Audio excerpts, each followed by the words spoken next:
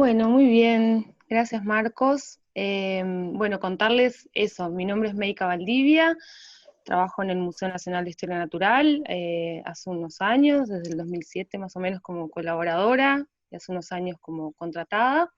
Trabajo en el Laboratorio de Mamíferos Marinos, que es donde estoy. Esto claramente no es mi casa, por si a alguien le daba la duda de que tuviera estos armarios extraños atrás.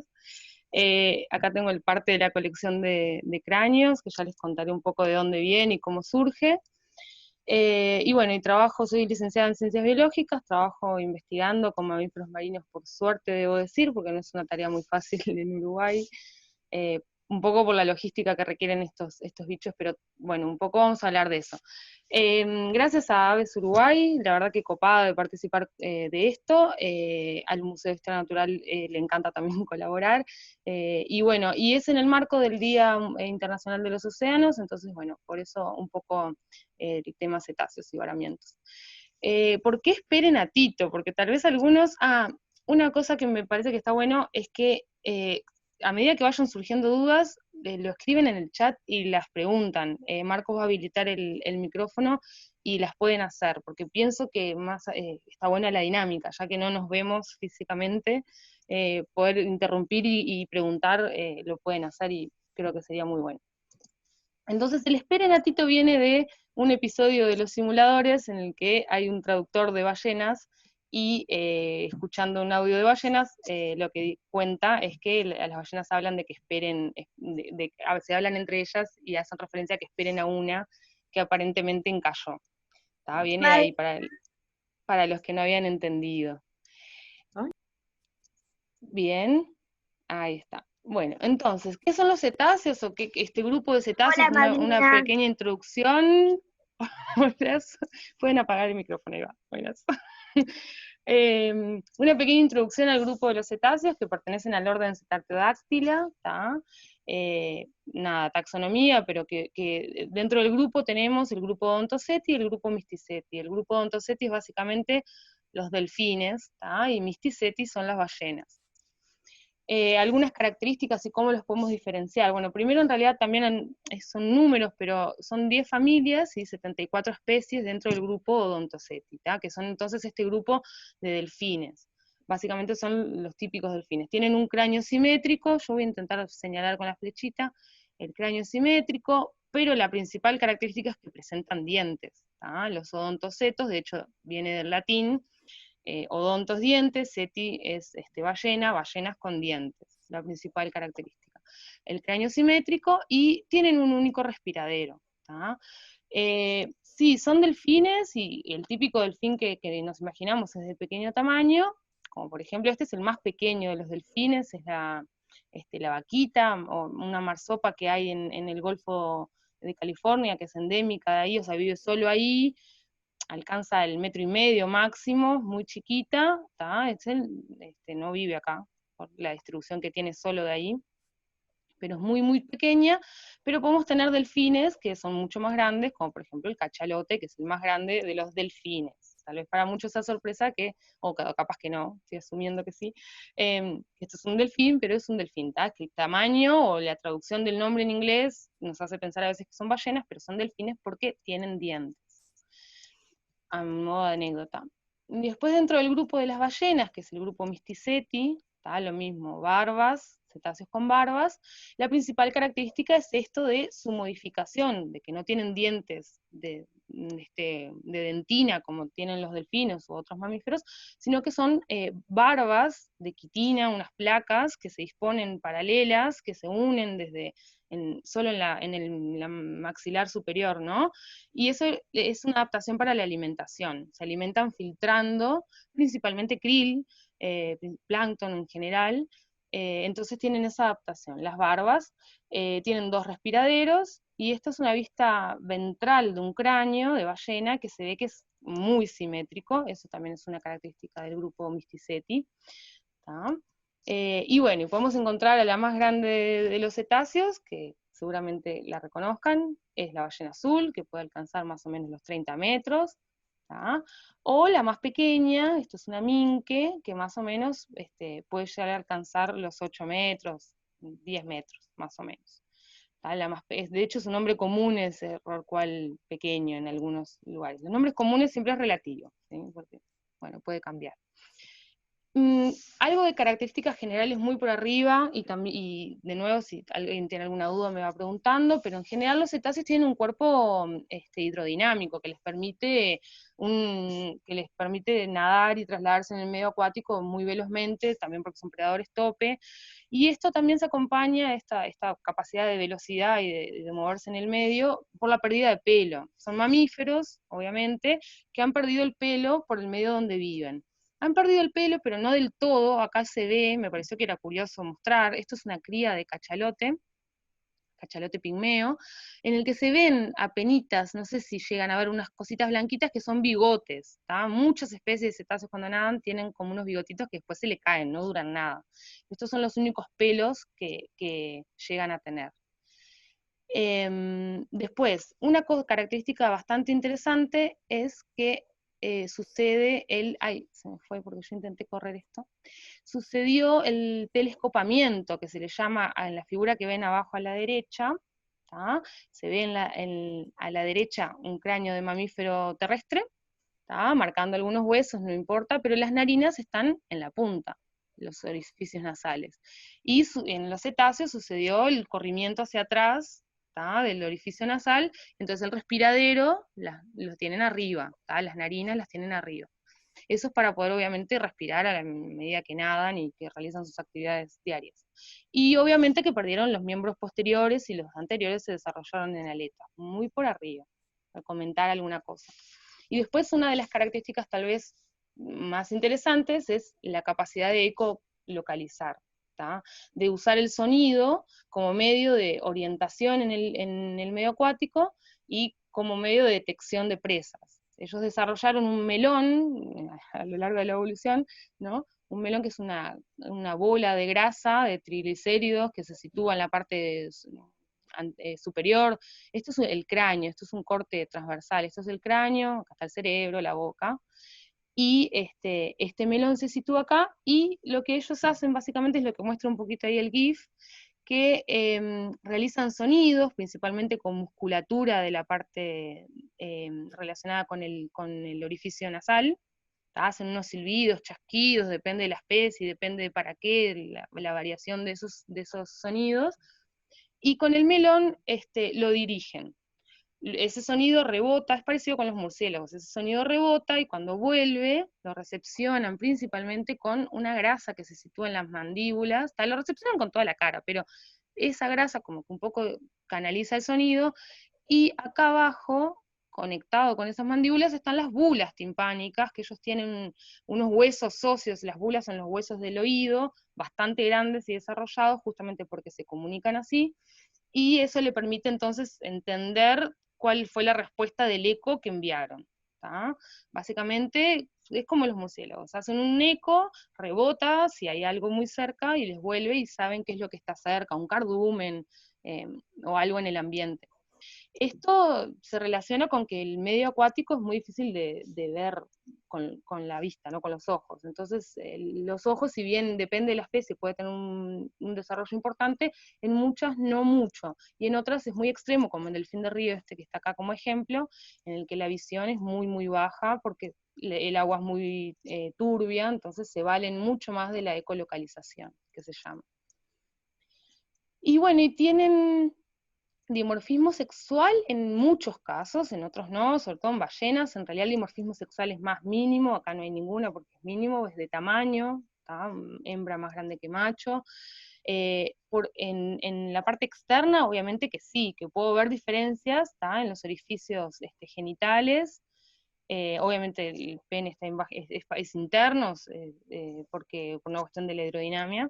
Pero después tenemos casos más extremos que me pareció curioso, nada más comentar. El narval, que no vive acá, vive en el Atlántico Norte, pero que son los machos los que tienen este diente, que es un diente, cuerno, pero no es un cuerno, es un diente súper desarrollado. Algunas hembras han registrado con este diente desarrollado, pero no, en general es de los machos, ¿tá? Es posible que esté relacionado con peleas entre machos, pero está ahí, este, puede puede ser eso. Después, en el caso de las orcas, por ejemplo, la aleta dorsal es mucho más desarrollada que la de la hembra. Acá se ve, a la derecha está la orca macho y a la izquierda la orca hembra. Lo mismo pasa, algo medio parecido pasa con este bicho precioso que hay acá. Yo digo precioso porque la verdad es que me parece muy lindo su patrón de coloración, que es este blanco y negro que ven, que eso es una marsopa de anteojos, ¿tá? Phocena dioptrica, que la aleta gigante esta, muy cuadrada, muy grandota, muy desarrollada, es de los machos. La hembra tiene una aleta chiquitita normal. No encontré una foto buena de un bicho que no estuviera, que estuviera sano por fuera para verlo, pero la hembra tiene una aleta muchísimo más pequeña. Esta marsopa de anteojos sí la tenemos en Uruguay, las orcas también, seguramente ya sabían, pero esta sí, sí habita en nuestras aguas, un bicho muy lindo, bastante curioso de color. Y después, bueno, son animales en general muy, muy sociables, que pueden andar en grupos de 100, de muy grupos pequeños, de 2, 3, o 100, o a veces hasta miles, pero eso varía según la especie. Hay algunos grupos que tienden a ser más gregarios, andar en grupos mucho más grandes, como los delfines comunes, o el delfín de Fraser, delfines oscuros. Después pueden andar en grupos pequeños, como los cachalotes, usualmente con las crías andan mucho tiempo, depende, varía según la especie, pero a veces 1 año, 2 años. Eh, y después hay especies que son más solitarias, como las ballenas. Usualmente las ballenas, los rorcuales suelen ser más solitarios. Contarles un poco que habitan diversos ambientes, en general, ¿no? En Uruguay obviamente no tenemos especies exclusivamente de río. Acá yo puse los 3 ambientes que ocupan los cetáceos en general: el río, el ambiente estuarino y el marino. Las especies de río, exclusivamente de río, eh, no hay en Uruguay, porque nosotros lo que tenemos es la franciscana, que en realidad habita un ambiente con un poco más de salinidad, entonces es una especie un poco más estuarina. Puede estar en un río de agua dulce, ¿no? Pero tiene esta particularidad que entra dentro del grupo de las especies de río, pero que anda en aguas un poco más marinas, más salobres. Y bueno, después ese es un típico especie marina, un sífido, para contarles un poco los diferentes ambientes, que realizan migraciones, sobre todo las ballenas también son las que realizan más migraciones largas. Los delfines realizan migraciones también, a veces más estacionales, más cortas. Eso lo digo así como si, medio grosso modo, también porque hay especies que no se sabe, porque no es el objetivo de la charla, pero porque hay especies de las que no se sabe. De las que no se sabe si migran, a dónde migran, por qué temporadas, por cuánto tiempo. Pero en las ballenas, en algunas está muy estudiado y realizan migraciones de las áreas de reproducción a las áreas de alimentación, y eso también es en el año de forma estacional, relacionada con la disponibilidad de alimentos. Y bueno, contar un poco acerca de las principales amenazas. Yo les conté que estos animales se comunicaban por ecolocalización, entonces una de las cosas que sucede, una de las cosas capaz que más afecta a algunas especies, sobre todo de cetáceos pequeños, no tanto a los grandes ballenas, pero también sucede, pero sobre todo a los cetáceos pequeños, es que las redes de pesca, que usualmente que se colocan a veces y se dejan toda una noche, o por un buen rato, no las detectan, porque son muy finitas y porque con el eco no llegan a detectar. Y lo que sucede es que cuando están nadando se quedan encalladas en las redes. Entonces eso es lo que se llama como captura incidental, y que para muchas especies pequeñas, como la franciscana, también la marsopa, bueno, la vaquita que les mostré más temprano, fue una de las principales causas de la disminución de la población. Y esto sucede principalmente con la pesca artesanal, pero no solo, también hay pesquerías que tiran redes y levantan la red después de un rato y quedan enmallados allí también. Bueno, la caza es una y no es nada menor tampoco, como por ahí se ve, Japón tiene su cuota de caza, justificado un poco supuestamente por investigación, pero todos sabemos que no es así, pero se caza ballenas mink sobre todo, y después en las Islas Faroe sucede esto que está relacionado con algo tradicional y con cultural, y es la matanza de calderones, estos bichos que vemos acá todos negros, globicefalamelas, calderones, que matan unas buenas cantidades también en una temporada, no sé si es en septiembre, por ahí, y bueno, eso obviamente afecta a la población. Las em, choques con embarcaciones, colisiones con embarcaciones, es algo que sucede, sobre todo también esta es la diferencia tal vez con ballenas de un tamaño un poco más grande, aunque a pequeñas también, pero sobre todo a más grandes, o cortes con hélice, esto que se ve acá en la foto abajo a la derecha, es una ballena que fue cortada con la hélice del barco, y que después cicatrizó, increíble igual, pero muchas mueren por la colisión con embarcaciones. Y bueno, para contar un poco por arriba y después si alguien tiene alguna duda de alguna especie en sí, tengo otras diapos por si alguien tiene dudas, ¿tá? Pero voy a contar por arriba un poco de la diversidad. Pero básicamente de los misticetos, ¿tá? Son 4 familias, Balaénide, que nosotros tenemos un representante, que es la ballena franca. Neobalaénide, nosotros tenemos un representante, que es Caperea marginata, que es la ballena franca pigmea. Después de esta familia Scritidae, que es difícil de pronunciar, no tenemos representantes, la ballena gris. Y de Balanopteridae sí tenemos más especies, la ballena azul, la minke, la jorobada, ¿tá? Es ese grupo de ballenas, básicamente por arriba, por contarles un poco. Y dentro de los odontocetos, ¿tá? Los delfines con dientes, tenemos los cachalotes, Physeteridae tenemos, las que tienen una estrella, me olvidé de decir, son los que tenemos, las familias que tenemos representantes en Uruguay. Cogidae es una familia de cachalotes enano, pigmeo, son 2 especies. Después vienen acá las familias de delfines de río que yo les contaba, y Pontoporidae es nuestra especie de delfín de río, que es la franciscana, Pontoporia lambilei. Después tenemos la familia de los sífidos en Uruguay, esta es la familia de las belugas y los narvales. La familia de los sífidos, como les decía, que son unas ballenas picudas, son delfines, pero se les dice ballenas picudas también por la traducción en inglés. Pero es tan fuerte que a veces se dice ballenas picudas. Pero tienen dientes, y tienen una particularidad que tienen solo 2 dientes chiquitos, no tienen muchos dientes, eso es una adaptación a la alimentación, en realidad succionan calamar, entonces en realidad los dientes fueron quedando vestigiales.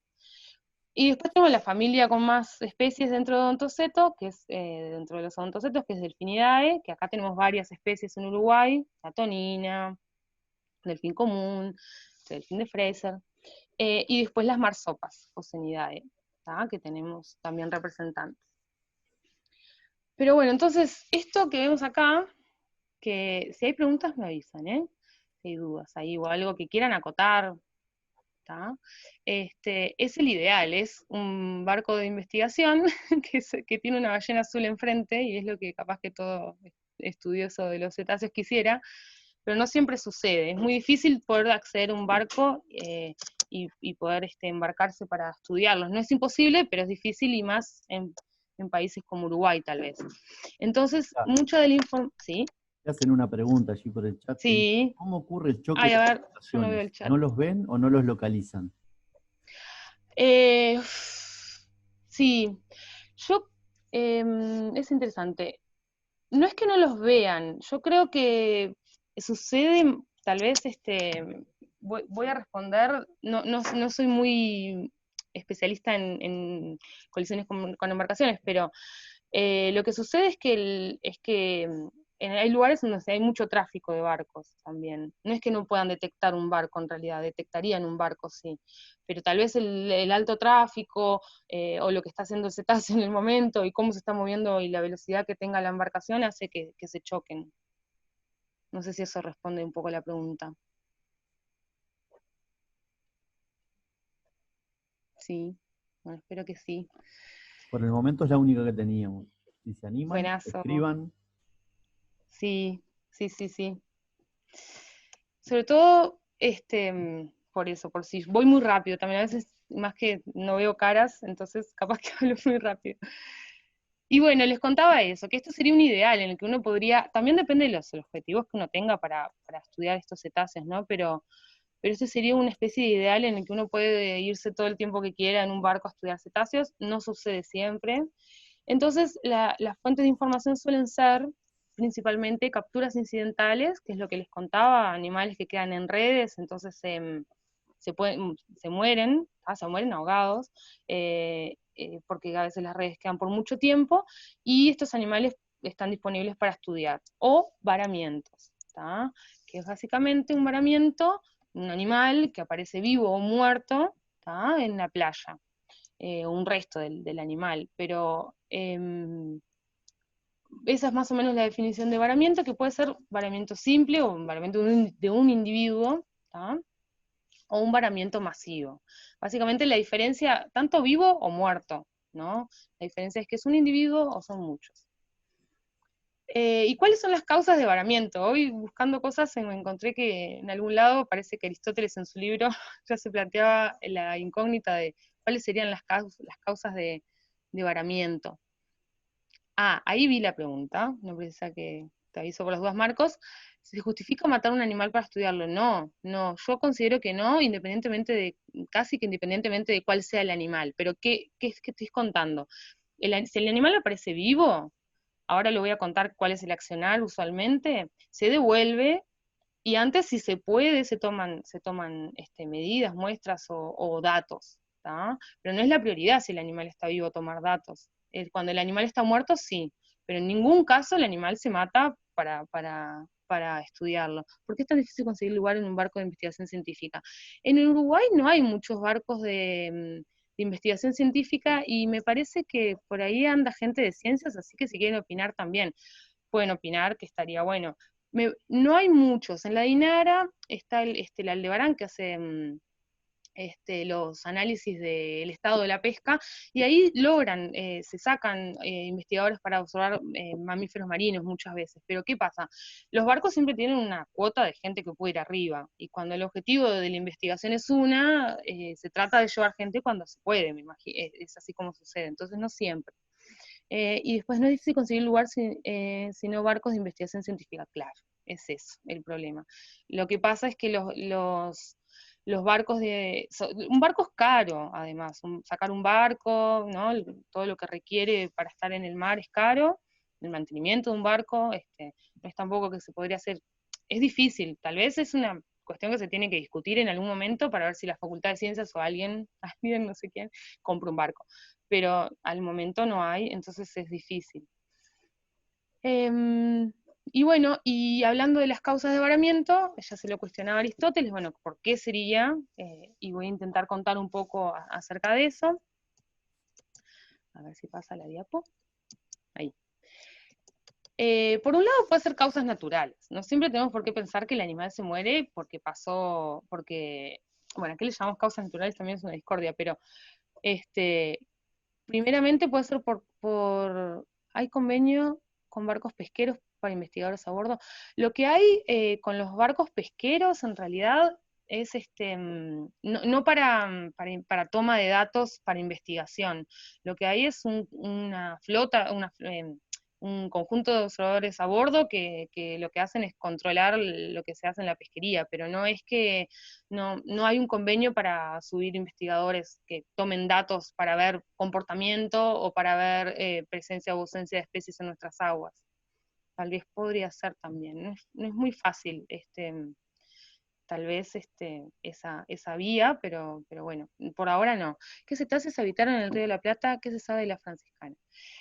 Un poco los cetáceos que habitan en el Río de la Plata, lo conté como las especies por arriba. Puedo contar al final algo más, pero lo que pasa es que el Río de la Plata es como muy, muy cerrado. Hay varias especies, tendría que hacer una lista. No sé si ahí responde, y capaz que lo podemos ver después y capaz que con micrófono que es mejor. Respondo esa con algunas diapos más después, si se puede. Ahí va, buenazo.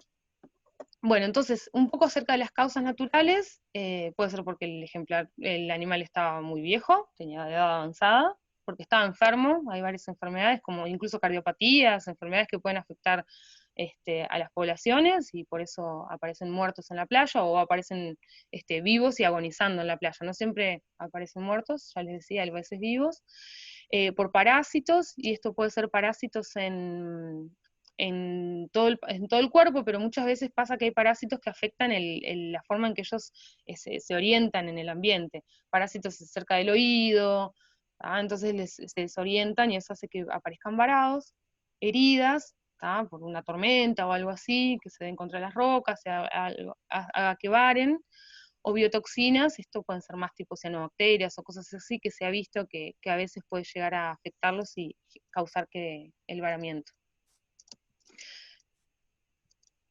Cuando hablamos de causas antropogénicas, un poco más relacionadas con el humano, la captura incidental, como les contaba, puede ser una, colisiones con embarcaciones o derrames con petróleo, y la ingesta de plástico no es nada menor. En realidad se han encontrado sobre todo especies que se alimentan también de calamares, porque se confunde el calamar con el plástico, pero se ha encontrado plástico en varias especies, pero sobre todo esas, incluso a veces todo el estómago lleno de plástico, lleno de bolsas, y esa es una de las causas por las que el animal puede llegar a varar. En el caso de las causas que les estaba nombrando puede ser para las dos, para varamientos masivos o de un individuo, pero sobre todo de un individuo. Y en el caso de los varamientos masivos se da una combinación de cosas, que son las causas anteriores que les comentaba, pero además de que estos animales son muy sociales, como yo decía antes, ¿no? Entonces andan en manadas, en grupos muy grandes, a veces no son todos los que se sienten mal, es uno, y eso hace que todo el grupo que iba junto se encallen en la playa. Hay 3 especies que tienen la particularidad de ser de tener una alta frecuencia de varamientos masivos. Uno es los calderones, que es esta foto que está acá arriba, Globicephala-melas, esta tenemos en Uruguay, esta especie. Otra es la falsa orca, que es esta que está abajo en grupo, también es bastante común en Uruguay, de hecho este cráneo es de falsa orca. Y aparecen varados bastante, y después el delfín de Fraser, que es el que está abajo. A ver, el chat. Sí, como el que sucedió en Jorge y que les iba a contar ahora al final, sí. Qué bien que se acuerden de eso, y capaz que se acuerdan para contar algo también, si lo vivieron. Yo no lo viví mucho.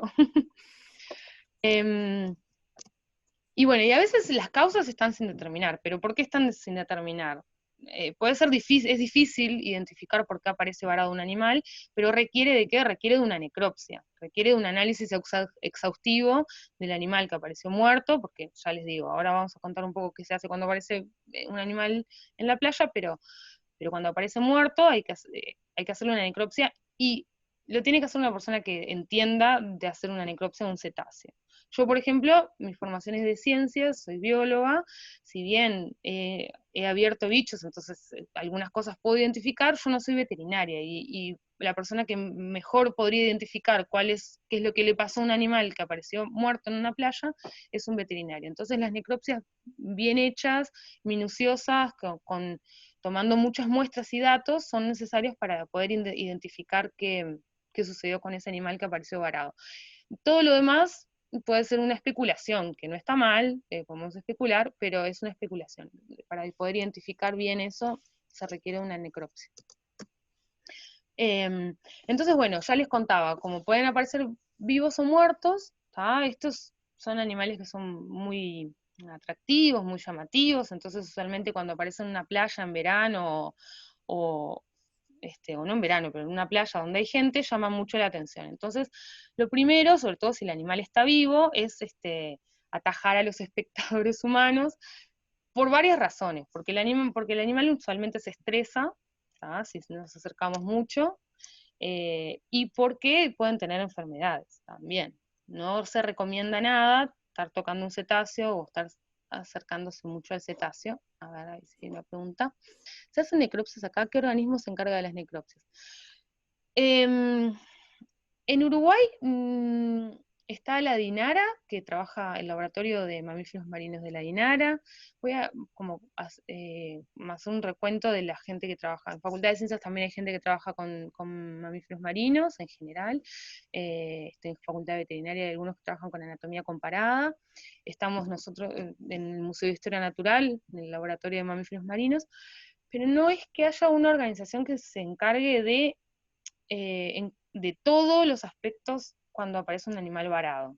Es algo que con el tiempo estaría bueno que se fuera dando, tal vez de interacción con estas instituciones. Entonces, las necropsias se hacen según cómo trabaja cada grupo, si tiene veterinarios o no. Usualmente, por ejemplo, cuando yo voy al campo, a veces voy con veterinarios y se puede hacer una necropsia que permite identificar más la causa. Igualmente yo abro el bicho y miro todo, pero ya les digo, no tengo formación de veterinaria, entonces cuando no puedo ir con veterinario, no, a veces hay cosas que puede ser que no las vea.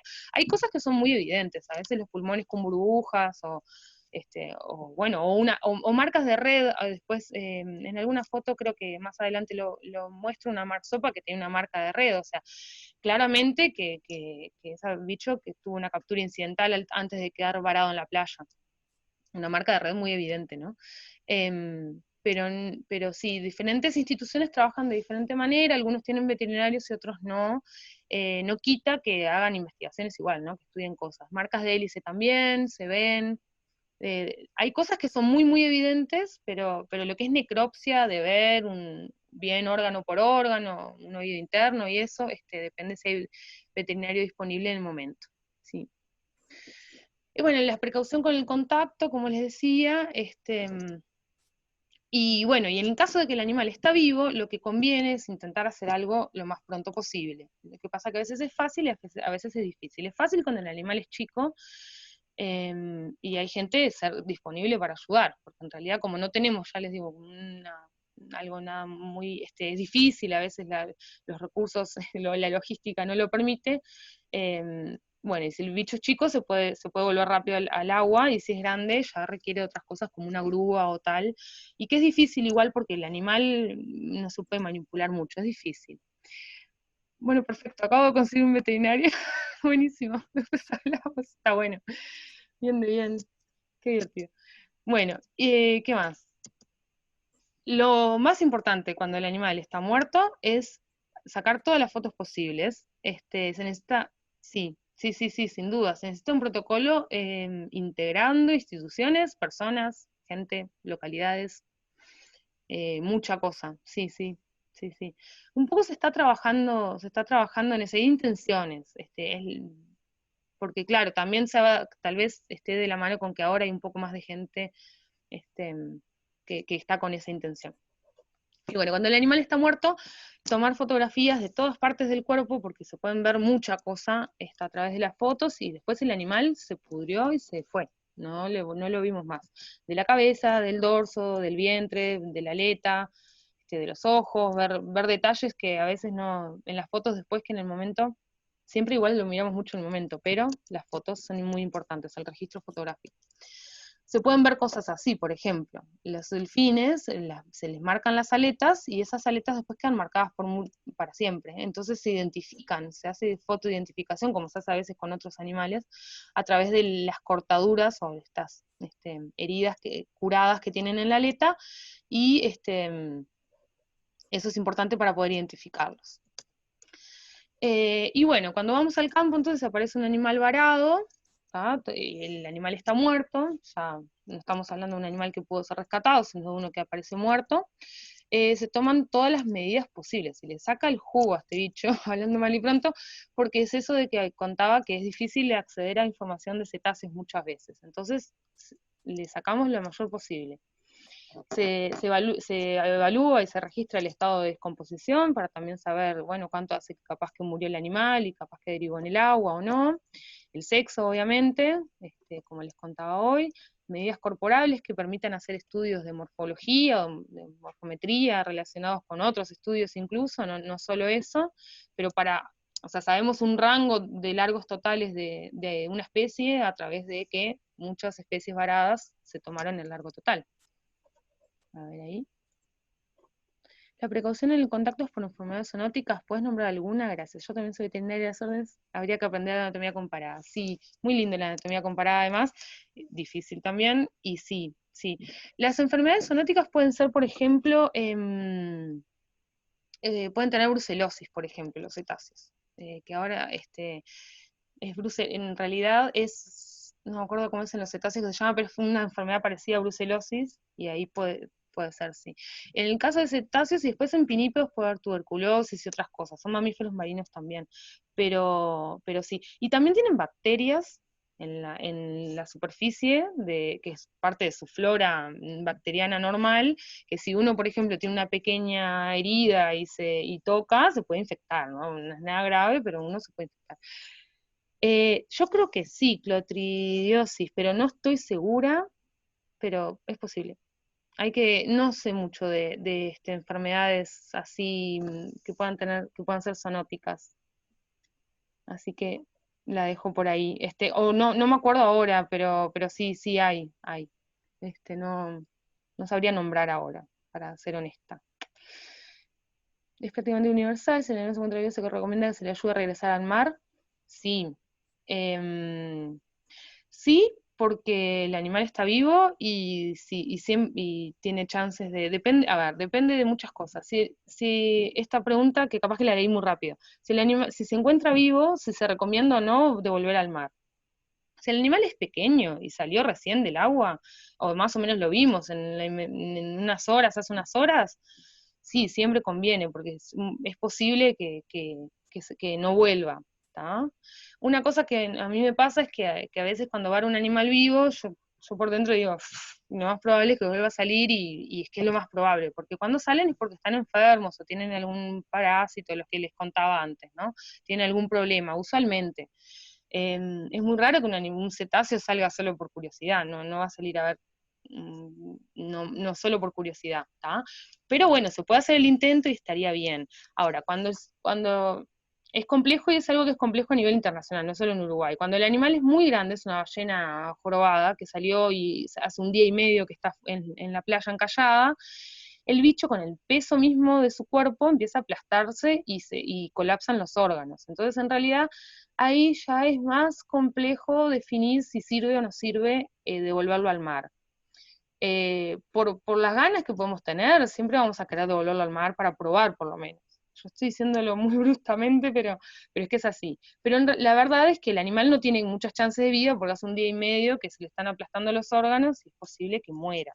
Entonces ahí en realidad, a nivel mundial incluso, está como el dilema de, bueno, si se hace eutanasia o no, que es todo un tema, porque tampoco es que sea muy fácil eutanasiar estos animales, porque no hay mucha experiencia haciéndolo, son animales grandes, que además no es que uno pueda poner una inyección y eso se resuelva, no es así nomás.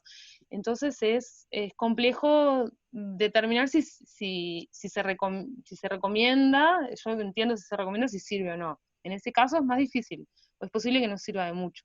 Después otra cosa es que es la logística de cómo yo devuelvo una jorobada de nuevo al agua, porque en realidad necesito como algo que la levante, una retro, pero que no la lastime, porque la idea es que no es devolverla para toda lastimada. Incluso se han hecho cosas cosas como de atarla e intentar arrastrarla, pero es difícil porque también hay que tratar de no lastimarlo es muy difícil. Hace poco salió un elefante marino en la Ramírez y dijeron que estaba descansando. Sí, sí, sí, pero con los pinipios es diferente porque ellos salen bastante a descansar, habitan los dos ambientes, de la costa y el ambiente marino. ¿Cuál es el órgano, es el mejor órgano para tomar muestra para ADN? En realidad, para ADN no hay un mejor órgano, el músculo está bien, pero lo que sí tiene la particularidad de la muestra de ADN es que el músculo esté lo más rojo posible. Entonces, yo a veces lo que hago es cuando el estado de descomposición no es enteramente fresco, lo abro y voy buscando donde está más rojo. Pero por ahí va. No es que haya un órgano que sea ideal, por lo menos. Cualquiera sirve, pero músculo es mejor. Usualmente todo el mundo colecta músculo para muestra de ADN, Rafa. Los lobos los elefantes marinos, salen a las rocas y arena de forma normal, exacto. Salen a descansar o a interactuar, tienen su parte de ciclo de vida allí y hay que dejarlos tranquilos. Yo igual soy partidaria de que con los pinípedos hay que dejarlos tranquilos aunque precisen ayuda, porque puede ser que esté transitando algo que no sabemos bien qué pasa. A menos que sea un experto, ¿no? Después hay gente que trabaja con eso y está bien, eso sí. ¿Cómo se realiza una eutanasia en un animal tan grande? También soy veterinaria, somos varios interesados en estos bichos. Lo que yo he leído es eso, es que en realidad se ha intentado como con máscaras con gas, pero es que es muy difícil. Hay pocos ejemplos en el mundo de cetáceos grandes, de gran tamaño, ¿no? Porque es el que uno diría, bueno, no tiene sentido, porque un delfín pequeño uno lo puede levantar y lo manda al agua. Un cetáceo muy grande, que hace un día y medio o dos que está en la playa, a veces nos vale eutanasiarlo. Y no hay muchos ejemplos. Después, yo he escuchado eso, usan gas, pero no sabría qué medicamento tampoco usan, eso capaz que saben más ustedes. Puedo buscar material, de hecho, en la presentación al principio está mi correo y después se lo puedo pasar a Marcos y a Sabina y puedo buscar más información acerca de esto y compartirles si les interesa. Porque puede estar bueno, sí, saber si trabajan en eso. Bueno, sigo. Bueno, entonces un poco los datos que se toman cuando aparece un animal varado, la identificación de la especie, que puede ser a partir del patrón de coloración, como les decía, esta es una marsopa de anteojos que les había mostrado antes, pero cuando el animal a veces es muy difícil, el patrón de coloración, porque el animal está podrido, ya no se ve, ya no se observa, y tal vez es una especie que yo puedo tener la duda, por ejemplo un sífido, que aparece súper, una de estas ballenas picudas raras, que son bastante parecidas por fuera, y si estuviera todo muy podrido, o me encuentro solo un cráneo, también puedo ver el cráneo y veo diferencias en el cráneo, ¿tá? Lo puedo identificar por ahí. Protocolos desde una sedación con silacina, claro, sí, sí, sí, sí. Una vez nos pasó en el 2011, cerca de La Paloma, que apareció una jorobada que le pasó eso, estaba viva, este, y, mm, y en realidad estuvo agonizando hasta que murió, porque en realidad no se lograba conseguir cómo conseguir algo para levantarla y llevarla para adentro, pero ya les digo, es difícil, porque en realidad no puedes levantar con una retro y lastimás todo el animal. Y esta estaba muy flaca, aparte, estaba bastante, se notaba que había varado porque estaba en malas condiciones. Pero bueno, por más que se intentó en el momento conseguir algo para llevarla de nuevo al agua, no se consiguió. Y había una veterinaria bueno, que en el momento se manejó la posibilidad, porque la verdad que estábamos todos viendo que el animal agonizaba. Y no hay mucho protocolo acerca de eso, pero además tampoco hay mucha logística acá que permita hacerlo. Entonces no se pudo probar. Pero tampoco es probar. En realidad eso es agarrar, en todo caso, ejemplos de otras partes del mundo en las que se haya hecho bien e intentar hacerlo. Creo que con estas cosas hay que intentar hacerlo lo mejor posible, porque es muy delicado estar probando con un animal que está muriéndose.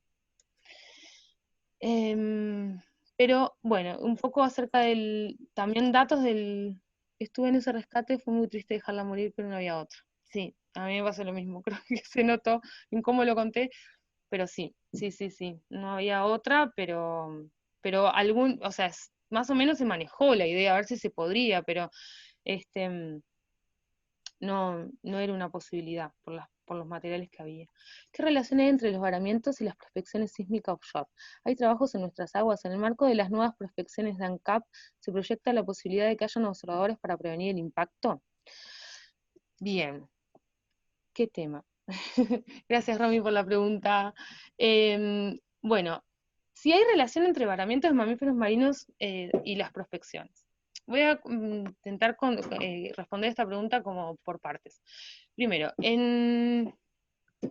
para poder saber eso, para poder ver una relación entre un varamiento y un evento, yo tengo que comparar con, con el, con el antes, cuando no había un evento.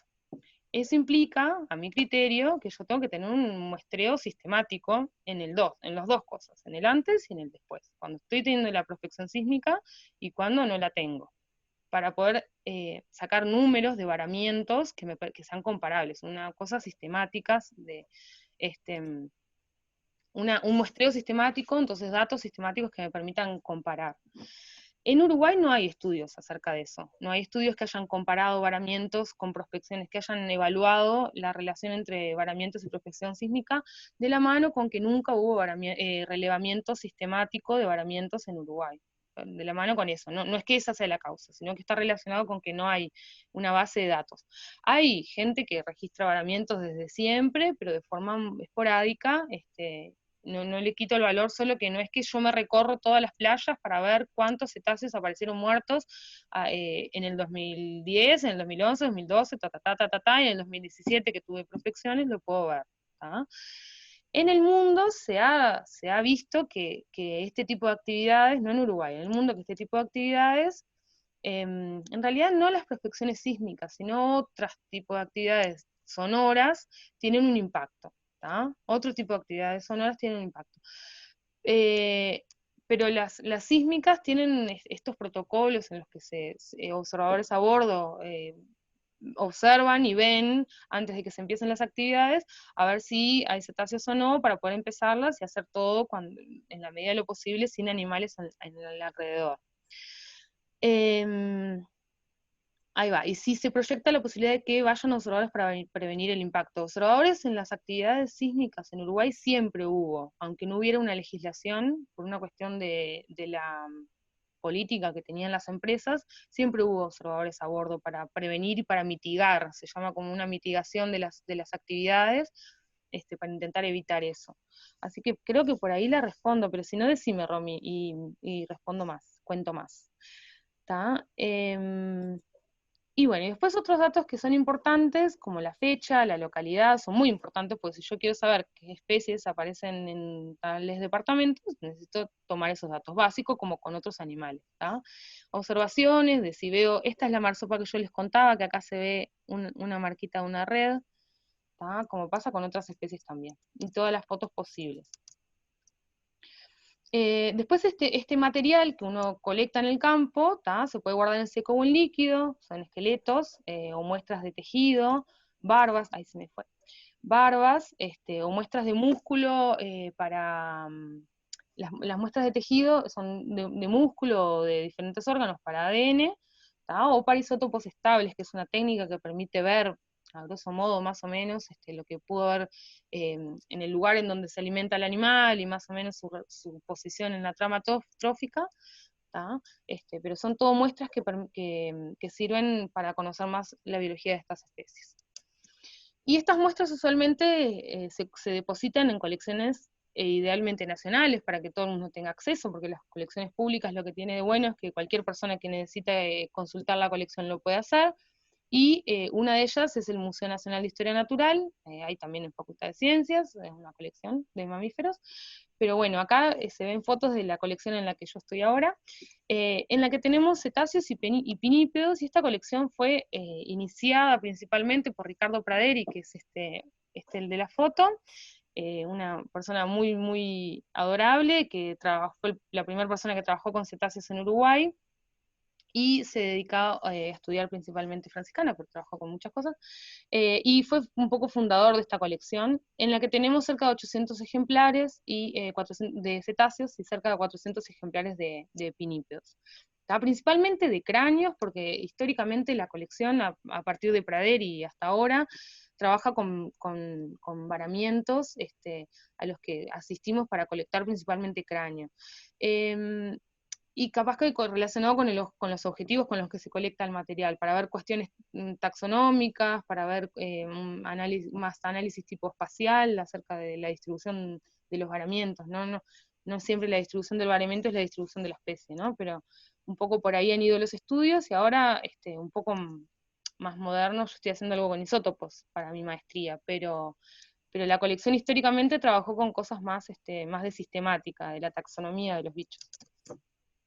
Y bueno, y ahí contarles un poco los trabajos que han, pero muy por arriba, porque si no es un aburrimiento, pero sí, análisis espacial, en el que este es un trabajo que estamos tratando de que pase de la fase póster a pase a artículo, en el que lo que hicimos fue agarrar toda la base de datos de los varamientos y analizarlas en el espacio, y obviamente una de las cosas principales que se da es que hay más detección de varamientos en las localidades donde hay más gente, ¿tá? Y donde más se veranea, y donde hay más pesquería artesanal y cosas así.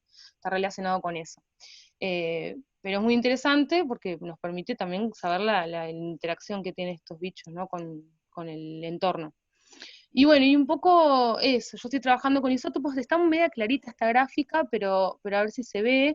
Estos, los isótopos es eso, se analiza carbono y nitrógeno, que es de lo que se componen los tejidos, para poder ver en qué ambiente más o menos comen, que eso es con el carbono, y más o menos en qué posición de la trama trófica están. No pasa nada, está perfecto, ahí queda el comentario. Y nos permite ver, saber un poco de estos bichos, que en realidad es muy difícil, a veces los contenidos estomacales están vacíos, a veces es difícil ver lo que están comiendo en el momento, no es imposible, pero es más difícil, y con esta aproximación se puede ver. Una de las cosas más interesantes, o hay varias, pero una de las cosas que ha dado es, por ejemplo, que en Uruguay tenemos, estos son falsas orcas, esta gráfica, nada más, lo voy a contar por arriba, pero el grupo rojo, el que está más acá, arriba a la derecha, son unas especies que por los valores que a mí me da, yo puedo ver que son más oceánicas y se alimentan más de peces. ¿Tá? Y después este otro, celeste, que está como abajo, más a la izquierda, es un grupo que se alimenta de más de calamares, y, perdón, el de arriba es costero, dije al revés. Y este de acá abajo es más oceánico y se alimenta más de calamares. ¿Tá? Lo interesante es que yo esto lo estoy viendo en hueso, y el hueso es un tejido que se renueva muy poco, entonces estoy viendo esta marca de un grupo que se alimenta oceánico y de calamares, y otro grupo que se alimenta más costero y de peces en una especie en el tiempo, por mucho tiempo. El hueso puede demorar 10 años en renovarse, entonces esta señal de lo que comieron y dónde lo comieron se mantiene bastante el tiempo, y es algo de las falsas orcas que no sabíamos hasta ahora, pero para mí lo más importante capaz es que es gracias a que tenemos una colección muy grande, cada puntito de esos es un individuo de esta colección, ¿tá? Y algunos de Facultad de Ciencias, pero la importancia de las colecciones a la hora de poder tener información de ecología trófica, que permite muchas cosas para la conservación, a ver, un comentario, ahí, se me fue, ahí. La colección del MNHN es de referencia a nivel regional. Eh, yo quisiera, pero a ver, para franciscanas capaz que sí, para franciscanas sí. Con otros cetáceos, no tanto. Tiene sí una gran importancia a nivel nacional. Es la colección de cetáceos más grande que tenemos en el país, la verdad. Pero a nivel regional tenemos colecciones más grandes en Brasil, sobre todo, que hay mucha política o hay mucho, se ha destinado mucho recurso a la colecta de ejemplares de varamientos, y hay universidades o colecciones que tienen una troja de cráneos. Entonces a nivel regional yo creo que Brasil le gana. A nivel regional, si comparamos Argentina, Uruguay, Brasil, por ejemplo, Brasil gana. Pero bueno, es una colección bastante grande, y la más grande en Uruguay, con muchos datos, todos los ejemplares tienen sus datos, y de franciscana bastante grande también. ¿Esos estudios de isótopos los hiciste con huesos viejos de la colección? Sí, pero yo estoy considerando igualmente viejos y nuevos. Yo me olvidé decir, pero esta colección cubre un rango temporal muy grande, va como desde 1839, que es las primeras colectas que tenemos de cetáceos, a el mes pasado que colecté una marsopa en Parque Rodó. Y, y entonces estos datos que yo estoy analizando, estoy considerando el tiempo, porque está buena la pregunta, pero estoy considerando el tiempo. Bueno, perfecto, gracias por asistir, buenísimo, gracias a ustedes. Hay alguien que se iba. Y bueno, ¿qué más? Ahí por donde iba. Bueno, y ahí se viene el caso histórico, y la verdad que es histórico porque en este caso salió todo muy bien, de las falsas orcas que quedaron varadas en Jauregiberri, en Canelones, en 1999, en el que quedaron varados 30 animales, ¿tá? Y 17 fueron devueltos al mar. Esto fue una acción bastante bien, que salió bastante bien, de prefectura, de la DINARA, de bomberos, de ONGs, de gente que se arrimaba, de gente de Facultad de Ciencias que se arrimaba a ayudar, todo el mundo ayudó, casi de película, ¿sí? Qué genial ese material recolectado tantos años. Sí, sí, sí, sí, conseguí las fotos en internet. De hecho hay un documental en el que entrevistaban a Praderi, porque Praderi obviamente que participó de esto, estuvieron, yo me acuerdo de haberlo visto, pero lamentablemente no lo tengo, y lo que contaban en el documental era que estuvieron toda la noche trabajando, desde que aparecieron varados los bichos, eran una manada que incluía machos, hembras, pero crías también, y enseguida activaron la solución. Y vean que con un helicóptero y con una red súper bien, esto es lo que hay que hacer en realidad cuando el tamaño del bicho lo permite. Esto con una ballena de toneladas, no sé si lo haces, yo creo que no. Pero bueno, en este caso pudieron devolver varios ejemplares y los que no los devolvieron, por suerte, se vinieron a colecciones. Pero sí, fue bastante trabajado, pero salió muy bien para mí, porque un varamiento masivo en el que si no se hubiera hecho nada, obviamente muchos animales, a menos que hubiera subido, si el agua subía y los cubría de tal forma que lograban volver al agua, puede ser, pero eso podía pasar quién sabe cuándo, y si iba a pasar, a veces capaz que no. A ver si tengo ahí un chat.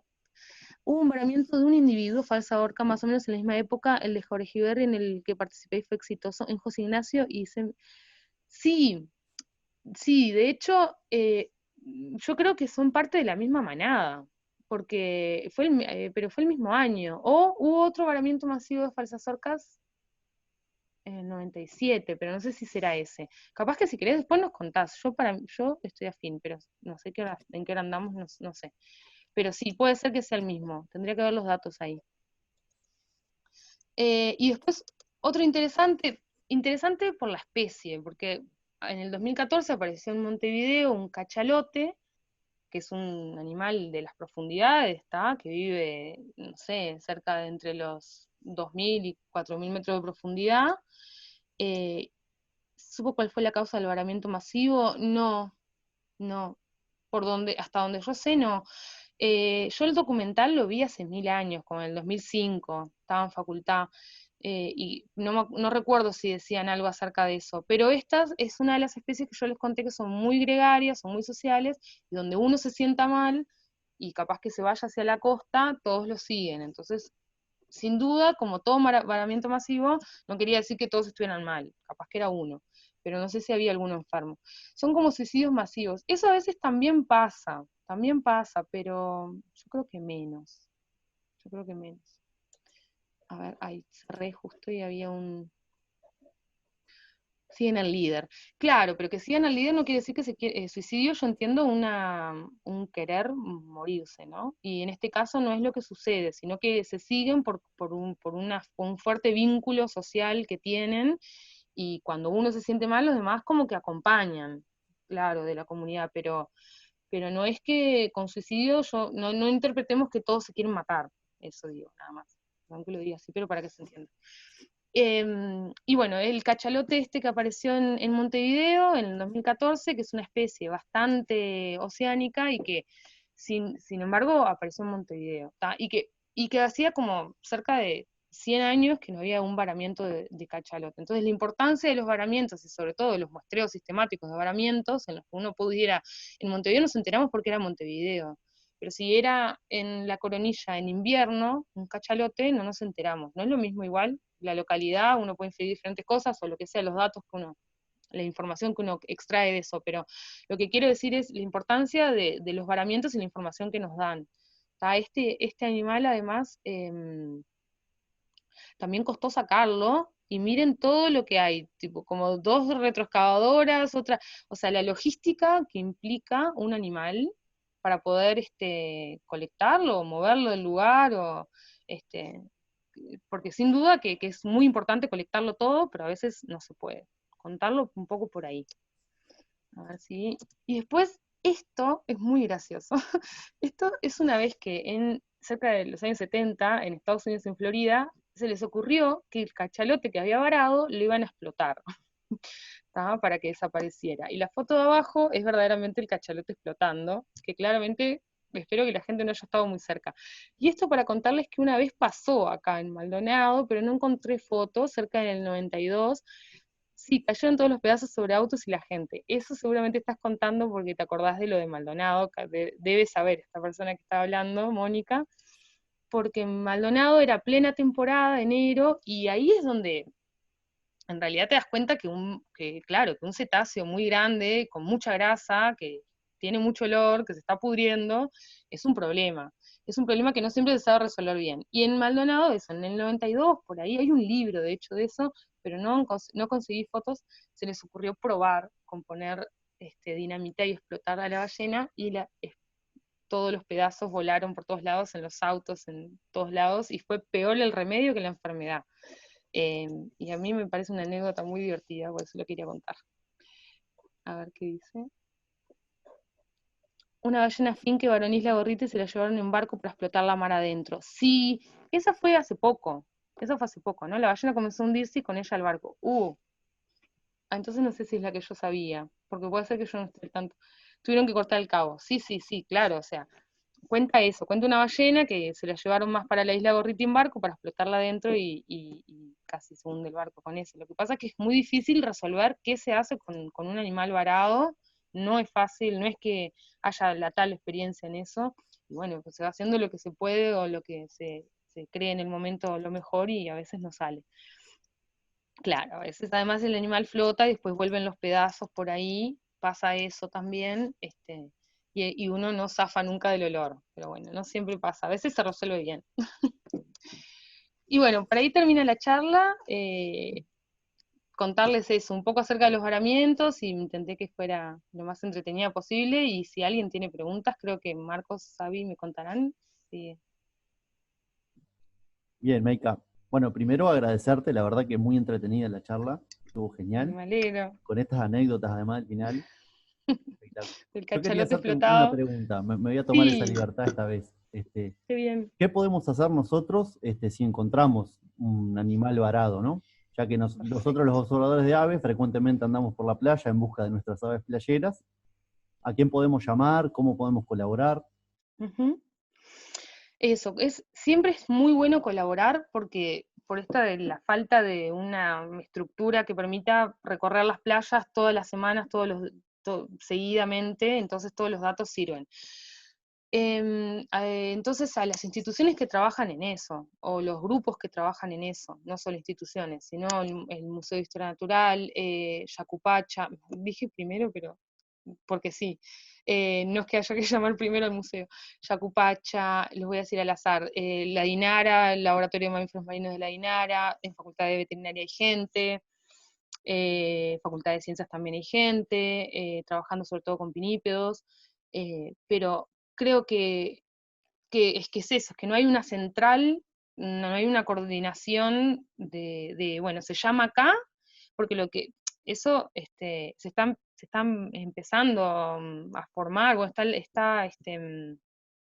la idea de hacer eso, pero que no hay que uno llame a una persona y eso se contacte con todos. Funciona, pero más informal. Funciona porque todos nos conocemos, pero es un poco más informal. Pero creo que con llamar a cualquiera de esas personas, o si uno quiere, le avisa a todas por igual, está bien, porque si no se deriva o tal, a veces no pueden ir todos, a uno. Y después acerca de los datos ay, yo no sé qué hice. Ay, a eso. No quería ir al comentario porque parecía que había alguien queriendo escribir algo. No, estoy haciendo cualquiera con la presentación. Pero en cuanto a los datos, fotos, la localidad exacta, lo más exacta posible para pasar el dato, pero eso, foto, la localidad lo más exacto posible y cuándo apareció y llamar lo más rápido posible, sobre todo porque puede ser que el agua se lo lleve al bicho, entonces se lo lleva antes de que yo llegue, eso me pasó pila de veces, y después lo otro que puede pasar es que hay que llamar a prefectura para avisar que uno va a ir, porque si no, no sé por qué se me saca, si no, pasa a la división de limpieza de playas o algo así del lugar, y que no tienen ni idea que alguien va a ir, y se lo llevan. Está bien, no tienen ni idea, por eso hay que llamar para avisar qué es lo que hacemos cuando vamos. Este, mm, Creo que por ahí. Bueno, muchas gracias a Verónica que se despidió ahí en el chat. También si alguien quiere intervenir con su micrófono, lo puede hacer. Yo, Solange, quiero hacerte una pregunta. Pero, ¿sabes una cosa? Las famosas toninas, ¿qué son las franciscanas? Muy bien, gracias por preguntar eso, porque es justo de lo que no hablé, y las toninas no, tonina es nombre común, y es a ver si lo encuentro, porque yo voy a intentar abrir esta diapositiva, que Porque, son no, son ¿sabes las, qué? sí, Te voy a sí, hacer una anécdota mía, de a ver, niña. Tengo muchos años, pero yo de creo que la niña. adivino, pero a ver, contame. Las veíamos pasar, yo iba siempre a la playa, todos los días, y las veíamos pasear siempre de este a oeste de tarde, y Qué de oeste lindo. a este de mañana, pero siempre, siempre, todos los días. Qué Pero ahora bien. me parece que no pasa más eso, no sé por qué. Depende de dónde. Sí, la tonina es este que vemos acá, que es Tursiops truncatus, que es, para aquellos fanáticos de las series, es flipper, ¿tá? La tonina flipper, es este como medio grisáceo oscuro, ¿tá? Que el tema de los nombres comunes es eso, que a veces uno le puede decir de una manera u otra a los bichos. A veces tonina, incluso la gente cree que es como la cría de la ballena, pero en realidad tonina se usa para Sí, este Tursiops, que es un delfín que tenemos costero, que sí, que en realidad se veía, incluso hay gente que cuenta que se veía en Montevideo. historia, sí, sí, sí, sí, sí. Claro, y se fueron, esta especie, por suerte, Paula Laporta, que trabaja en Rocha, en Yacupacha, la ha podido estudiar un montón, y lo que se ha visto es que se ha restringido un poco la distribución, y ahora están medio que solo en Rocha. Ojo, no quiere decir que solo, ¿no? Pero aparecen bichos en Canelones, aparecen bichos en Montevideo, pero como el grupo grande estaría más en Rocha, por eso es que no se ven ahora pasar en Montevideo como se veían antes. Pero Es el sí, nariz, el delfín nariz de botella, sí, también se le dice, sí, sí, sí. pero En Uruguay le era decimos tonina. tan puntual esa parte, ¿no? Para pasar, eso es lo que más me llamaba la Tendrían, atención. tendrían su rutina armada, sí, no Y sé, era como ir al dormidero, digo yo, ¿no? ¿Viste como las aves cuando van al dormidero? Tal cual. capaz. Y no quiero dejar este comentario de Vika, que dice: Médica, hay un proyecto de participación ciudadana iniciado por Condu y gente de ciencias y veterinarios, si no me equivoco, que se llama Varamientos Uruguay. Es para registrar varamientos de mamíferos marinos en general, no solo cetáceos, y mediante la aplicación. Sí, Epicolet. Se llama Red de Varamientos, y sí, registra fotos y datos de los varamientos, sí. Tal vez lo que yo quise decir es que no están articuladas todas las instituciones porque a veces algo que articule un poco más a gran escala implica que se decide cómo se actúa en conjunto, se decide a dónde van las muestras en conjunto, en todas las instituciones, ONGs, personas que quieran participar de ese grupo de varamientos, ¿tá? Por eso es que yo capaz que hacía un poco de referencia a que todavía falta una red de varamientos. Está esta iniciativa, y la gente que trabaja con cetáceos estamos todos afín y tratando de comunicarnos para generar eso, pero lo que falta es esa articulación de verdaderamente una red de varamientos. Se decide, se usa la camioneta de uno, el laboratorio de otro, se hace la necropsia con el veterinario de otro, eso implica más también. Y Rafa Tosi tenía una pregunta.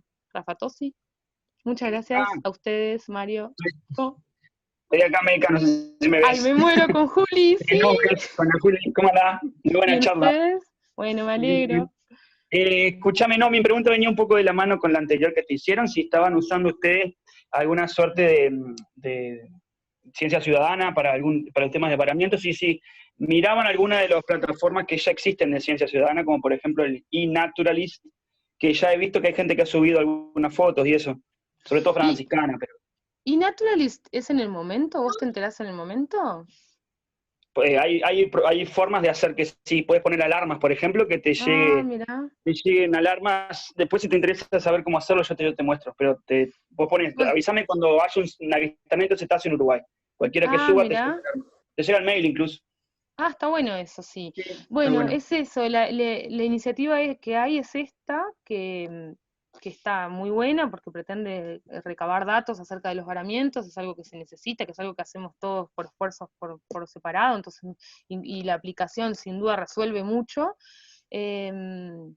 Pero yo hacía referencia a eso, en cuanto Bien. al qué hacer, falta la articulación. Y después de Ciencia Ciudadana, hasta donde yo sé, es esto lo que hay. Estamos con todos, como con algunas ideas, pero ahí no se ha puesto en campaña.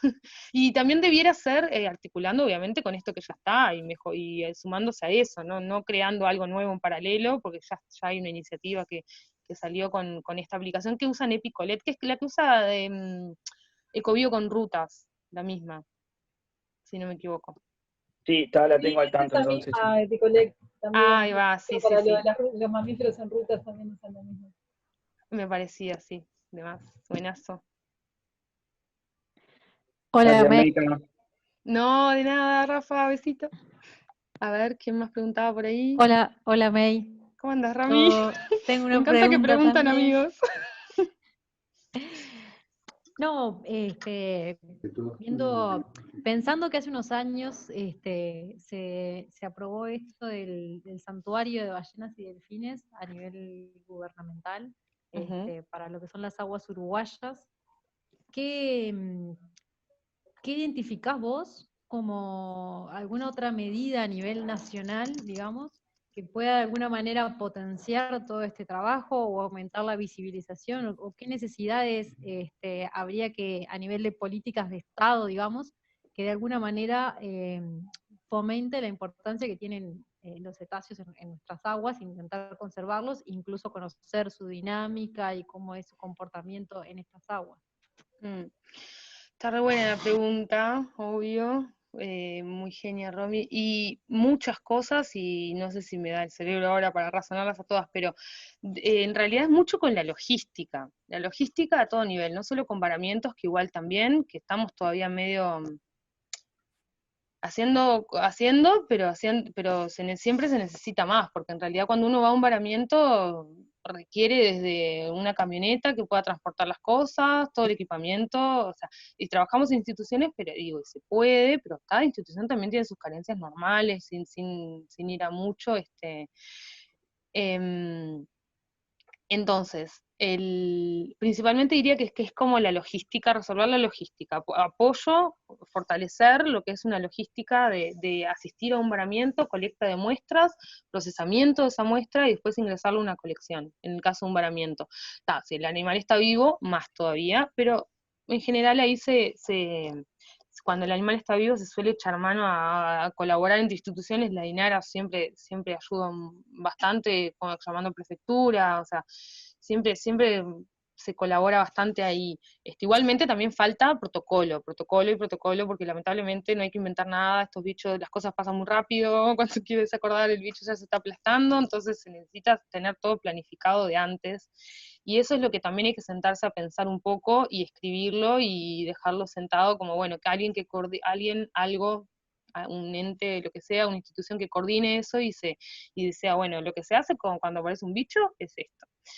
Y después en cuanto a saber más de la biología de los bichos, vos interrumpime si querés, Romy, lo que está bueno es esto, que yo les contaba, que cada tanto salen en la Dinara, en el Aldebarán, observadores a bordo, pero debiera haber más posibilidades de salir embarcado a ver cosas, porque el caso que yo les conté de Paula Laporta, que además no lo dije, pero en los Turceps ella logró cuantificar la población, que anda cerca de 60 individuos, es por un esfuerzo tremendo de conseguir un gomón, de conseguir que un pescador la llevara, de embarcarse seguido, mucho a pulmón, y que bueno, que uno entiende que es el trabajo que uno hace, entonces es trabajo, pero no puede ser tan a pulmón, tiene que estar un poco más facilitado en el sentido de que no puede ser que uno tenga que terminar comprándose un gomón, no digo que sea el caso, pero igual Paula sí se compró un gomón, pero para hacerlo. Podría haber alguna logística de barco más, para poder saber más, porque a veces salimos en un barco una vez y nos encontramos con un bicho nuevo para el país,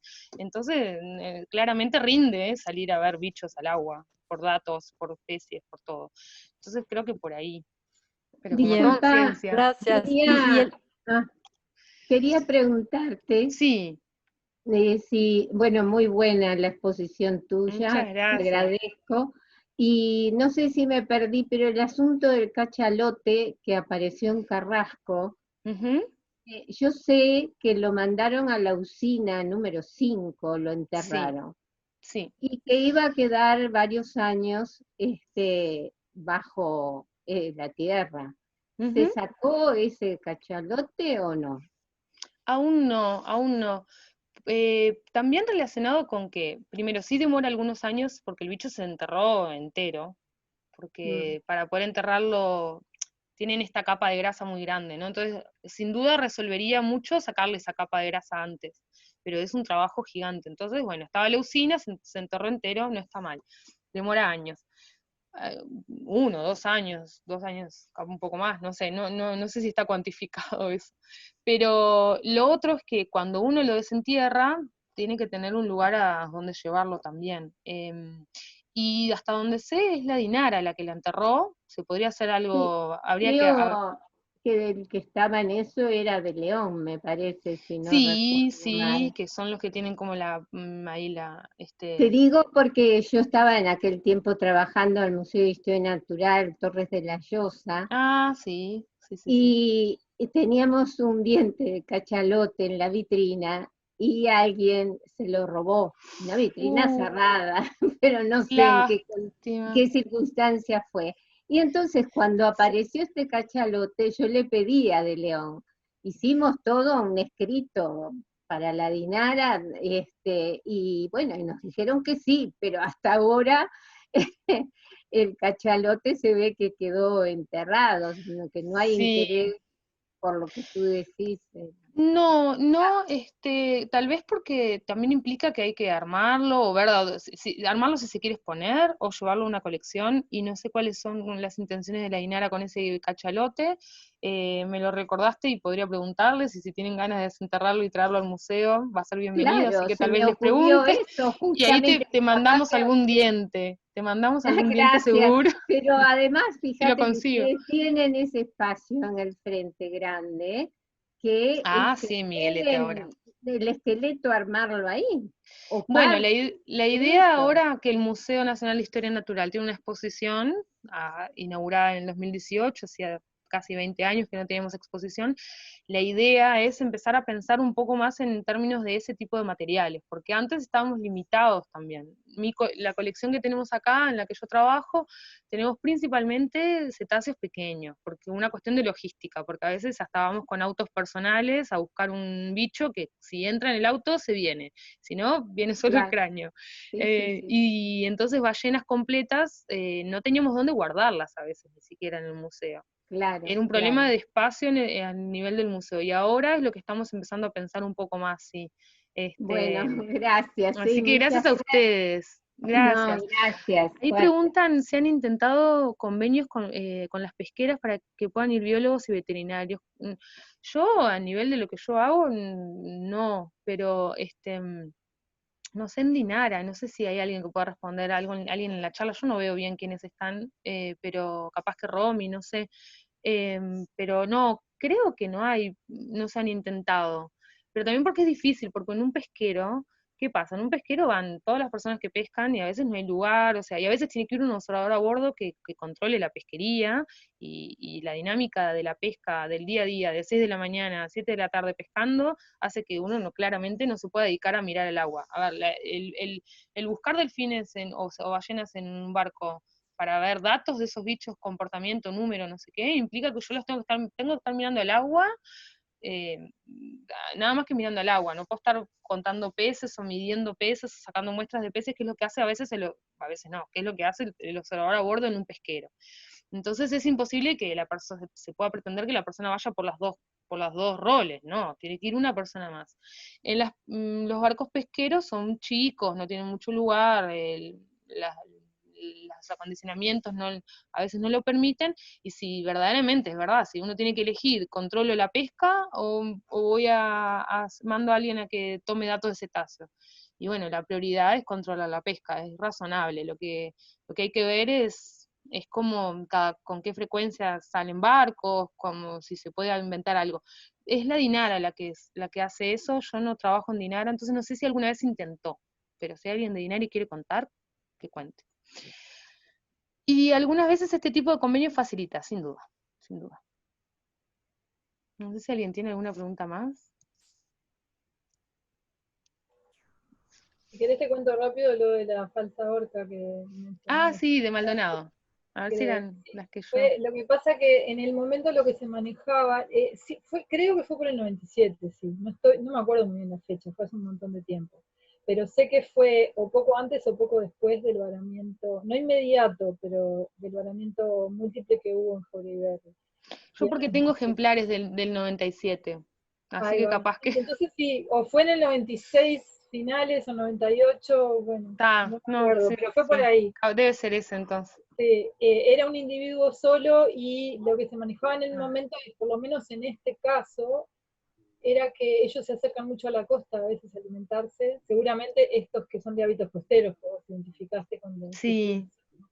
Y en ese momento había habido una subestada fuerte, entonces el nivel del mar costero sube bastante, se acercan mucho y de repente por alguna condición climatológica baja de golpe, Eso también pasa. en agua, y tal cual, porque estaba en una zona de José Ignacio que hay una plataforma de rocas chicas muy larga, digamos, muy plana, entonces que enseguida que baja un poco el nivel ya es mucha distancia horizontal para que vuelva Claro. bicho.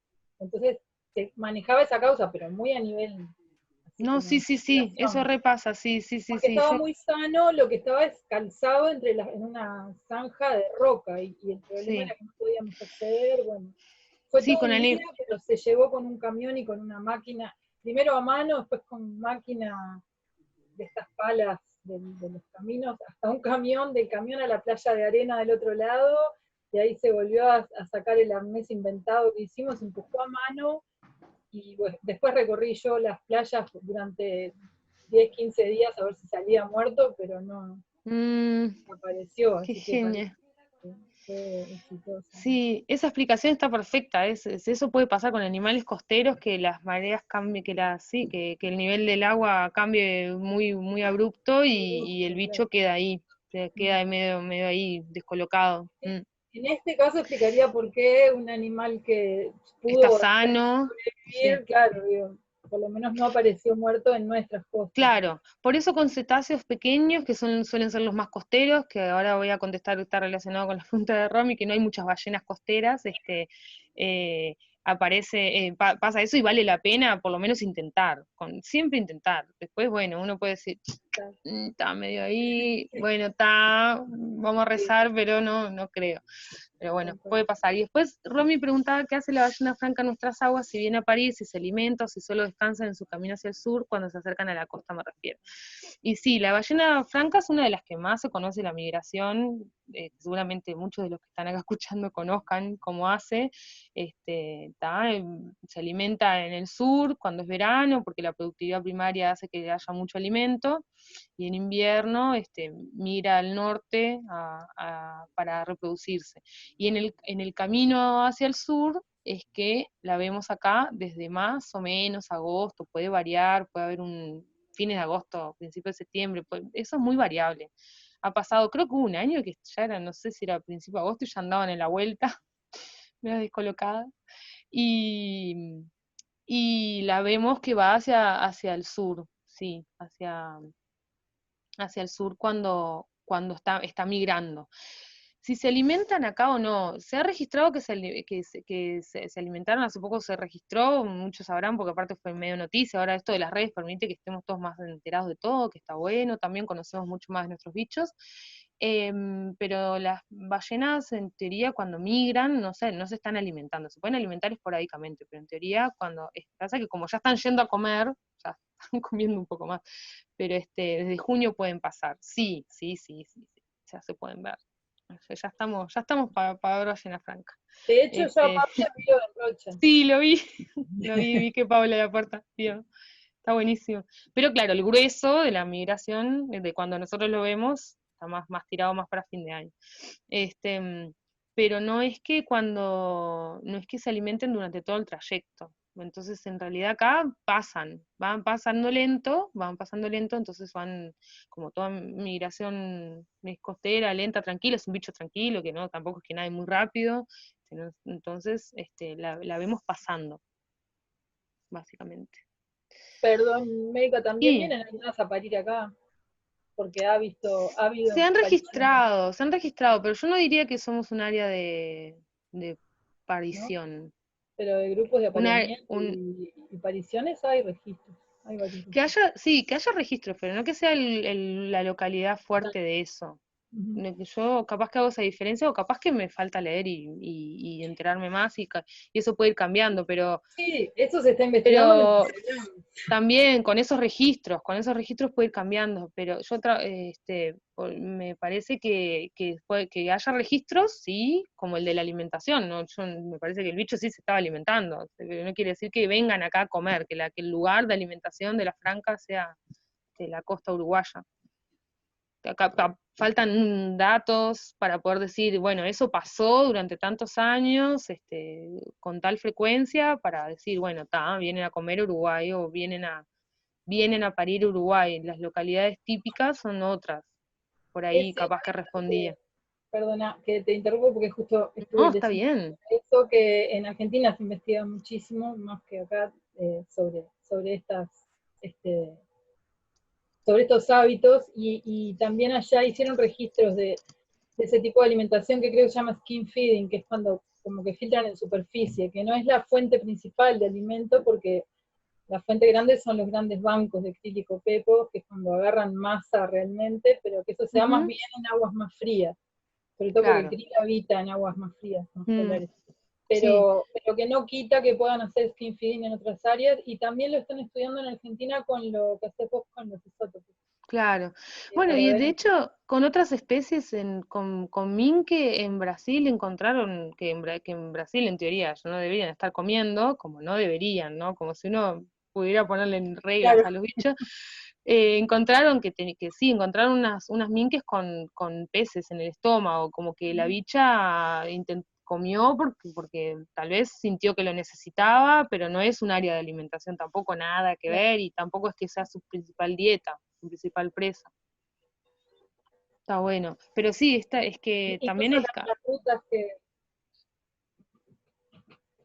que siempre solíamos decir que en invierno la ballena viene para el norte y en el sur, y en verano va para el sur, y ahora también con los estudios que las están siguiendo con seguidores satelitales y así, ven que no todas van para, o sea, hay muchas cosas que se están descubriendo ahora. Sí, y De en el repente no sur, todas van sí. para el mismo lado al mismo No tiempo. todas van para el mismo lado. En el sur Por los se han visto isótopos. como 2 subpoblaciones con isótopos también, sí. Trabajos de Luciano Valenzuela, sí. Es mi tutor. Sí, pero sí está buenísimo todo lo que hacen ahí en el sur, y es bravo también estar al día con esos datos, así que de más tus aportes, buenazo. ¿Y alguien más tiene preguntas? Yo te quería hacer un aporte, Mija. Bueno, Sí. te agradezco por la charla, muy Bueno, interesante. gracias por escuchar. Lo más destacado que vi en materia de manejo de barato de cetáceos muertos fue la experiencia que tuvo la Intendencia de Maldonado, que me parece que fue uno de los últimos varamientos de cetáceos grandes ahí en Playa Brava, que directamente enterraron el cetáceo en la propia playa, ¿no? Porque a veces, viste, se traslada a un sumidero de basura y son tan grandes los cetáceos que se rompen por la mitad, como pasó con el cachalote de Carrasco, y realmente fue un desastre. Y después una pregunta que hicieron de la actividad sísmica 2D y 3D que hubo en la plataforma uruguaya. Nosotros hicimos una evaluación del impacto en el sector pesquero, y hubo un impacto de la actividad de la sísmica 3D en la cantidad de pesca. O sea, hubo un impacto negativo de la actividad de la sísmica 3D en materia de capturas pesqueras anuales. No hicimos la evaluación con respecto a los varamientos de ballenas, pero realmente hubo muchos varamientos de ballenas en la etapa de que la actividad de sísmica 3D estaba en su apogeo. En un momento llegaron a haber 3 barcos de sísmica 3D operando en forma simultánea en la plataforma uruguaya, pero realmente sería muy interesante tener, como tú decís, un estudio de base sistemático para poder comparar cuando entran las actividades sísmicas y cuando no entran, porque si no, estamos simplemente talenteando. Pero bueno, te agradezco mucho por la charla, muy interesante. No, gracias a ustedes por los aportes, que están buenísimos. Sí, no sé si tenía pregunta la charla, pero lo de llevar los esqueletos grandes a los basurales siempre sirve y que es práctico en realidad, porque a veces son bichos muy grandes que donde uno los va a enterrar y para acordarse también, después hay que ir a buscarlo, entonces a veces es práctico por ese lado. Cuando el animal, sí, el de Carrasco se les quebró, pero bueno, estaba muerto el animal, estaban nada más tratando de sacarlo, y es eso, bicho que pesa toneladas, un montón, y que es súper, súper difícil de sacar también de ahí. Entonces, bueno, se hace como con los materiales con los que se puede. Y después respecto a lo de la sísmica, tal cual, es eso, se necesita tener datos firmes para poder decir una cosa a la otra, y sí, yo he escuchado mucho ese comentario, ¿no? Como que se registraban más varamientos. A mí, honestamente, el más me queda como que más que cuándo, porque en realidad también hay que pensar que, no digo no digo que no afecte, no digo eso, lo que digo es cuando la temperatura del más varamientos va de la mano con que ha habido una explosión de este tipo de información en las redes sociales, y que es muy bueno, porque hasta yo me entero antes de un varamiento a veces por Facebook, de que porque me llame alguien que sabe que yo trabajo con estos bichos. Entonces es muy práctico, pero nos enteramos mucho más también. Nos enteramos mucho más que capaz que nos enterábamos en el 2004, no sé, no estoy diciendo que hay que comparar con ese año, ¿tá? No quiero que se malinterprete. Solo que es necesario el fortalecimiento con recursos, como me preguntaba Romy, en qué creo que hay que fortalecer, bueno, en eso, para poder tener datos y poder estudiar objetivamente si esto afecta o no, y entonces qué medida tomamos, qué medidas de mitigación, qué hacemos a nivel país, qué gestión, qué limitantes. Y sí, un poco va por ahí, por poder fortalecer lo que es lo sistemático. Gracias a todos los que están poniendo mensajes por ahí. Ahí te preguntaba Analía, dice, si consideras que hay alguna especie que consideres interesante para trabajar con adolescentes, para acercarlos un poco a este fascinante mundo, que es profe de biología. Qué bien. Y yo diría que puede ser 2, elegiría 2.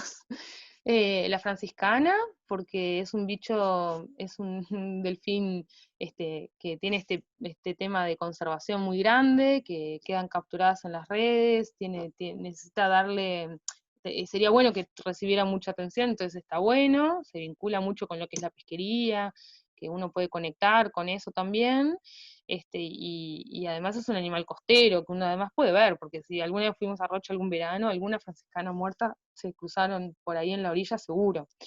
Y después lo otro, capaz que la franca, porque además si uno trabaja un tema, también las puede ir a ver, entonces es divertido poder ver, poder planificar algo, ver avistajes desde la costa, por más sencillo que sea, con 2 binoculares, por lo menos algo uno puede hacer, y las puede ver si es que se puede mover, si viven en la playa más todavía. Así que capaz que esas 2. Muy bien. No sé si podemos contestar alguna más, si no vamos redondeando la jornada. Sí. Muy bien. Ya, la verdad que tendríamos que haber planificado de antes 2 ediciones de esta charla, porque la verdad que ha resultado muy interesante. Bueno, qué bien, qué bien. Tenía mis temores. No, bueno, Maika, vamos cerrando por aquí. Bueno. Bueno, ya saben, comentarles un poco las formas de comunicarse con el museo, por si les quedaron algunas Sí, dudas. sin dudas tenemos redes sociales, son oficiales, las contestamos nosotros, entonces todas las dudas que tengan pueden ser por ahí. Y después que Sabina y Marcos se van a quedar con mi correo por si tienen alguna duda, que me quieran escribir algo más puntual o algo de información. El museo siempre está abierto a recibir consultas de cualquier tipo de grupo de animales, y bueno, Así que por ahí. Buenísimo. Y comentarles que esta charla va a quedar subida tanto a las redes de Aves Uruguay como a las del Museo de Historia Natural. Así que bueno, agradecerte, Meika, agradecerle al museo. Y bueno, nos vemos pronto, ¿eh? Hasta luego. Bien, muchas gracias.